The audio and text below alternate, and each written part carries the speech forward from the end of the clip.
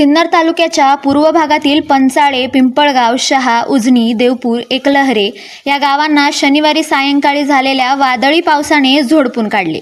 या तीव्र वादळामुळे परिसरात मोठे नुकसान झाले असून अनेक घरांची पत्रे उडून गेल्याने नागरिकांचे संसार उघड्यावर आले आहेत।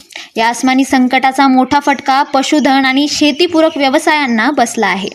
वादळामुळे जनावरांचे गोठे कोसळून मुकी जनावरे ढिगाऱ्याखाली दबली गेली आहेत, तर पोल्ट्री फार्मचे शेड पत्र्यासारखे कोसळल्याने शेकडो कोंबड्यांचा जागीच मृत्यू झाला आहे। यामुळे शेतकरी आणि व्यावसायिकांचे लाखो रुपयांचे नुकसान झाले असून महसूल विभागाने तातडीने पंचनामे करून आर्थिक मदत द्यावी अशी मागणी नागरिकांमधून होत आहे।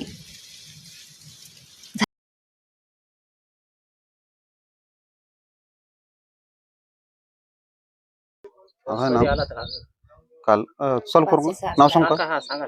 गोरक्षनाथ दादा डोंबरे, धनगरवाडी। मी 6 वाजता 6:15 पाऊस आला।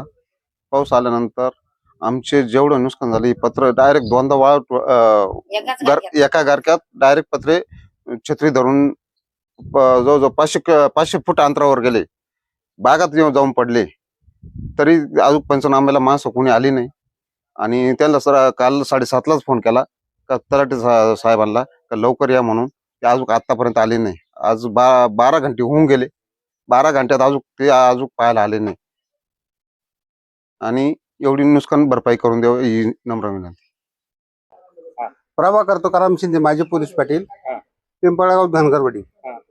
काल 6:15 वाजता अचानक वादळ सुरू झालं, त्याच्यात पाऊस आला, त्याच्यात जितकं अतोनात लोकांचं नुकसान झालं तर इथल्या ज्या आमच्या वस्त्या आहे इथले 5-50 लोक आम्हाला आमच्या घरात कच्च्या घरात यांना वास्तव्य जेवण खावण सगळ्याला तयार करावं लागलं। काय नुकसान झालं? काय पोल्ट्री उडाल्या, घराचे पत्रे उडाले, घरातले भांडे उडून गेले, कपडे उडून गेले। कोंबड्या मेल्या आहे का काही? कोंबड्या मेल्या। मग आता यांच्या 3-4 हजार कोंबड्यांना झटका बसला की कंपनीनं येऊन थोडस औषध पाणी मारलं रोगराई सुटू नये म्हणून। काय मागणी करतात आता मागणी काय? आता जे हातोनात नुकसान झालं, कमीत कमी ज्या शेतकऱ्याचं नुकसान झालं त्याची भरपाई पाहून त्याला मदत करा शासनानं।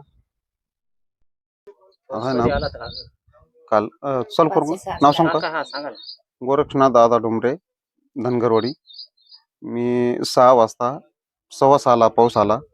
पाऊस आल्यानंतर आमचे जेवढं नुकसान झाले पत्र डायरेक्ट दोनदा एका गारक्यात डायरेक्ट पत्रे छत्री धरून जवळजवळ 500 फूट अंतरावर गेले, बागात जाऊन पडले।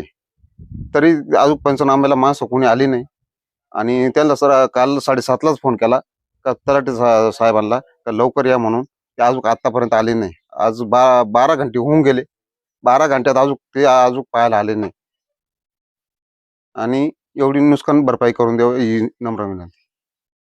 तुमचं नाव काय? माझं नाव सुभाष केशव गुले।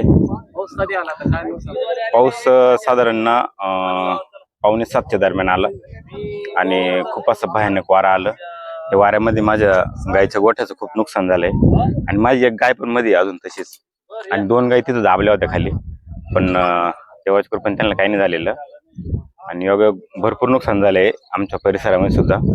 आणि जर तिकडे जर बघितलं तर लाईटीचे खांब पूर्णपणे पडलेले आहे। आज अशी परिस्थिती आहे का गायींना बांधायला जागा नाही यायचे, प्लस पॉईंट त्यांना पाणी सुद्धा खूप एवढी टंचाई आहे। आज लाईटच नाही त्यांना पाणी पाजण्यासाठी सुद्धा, विहिरीतून पाणी काढण्यासाठी म्हणा, लाईट सगळे खांब पडलेले लाईटीचे।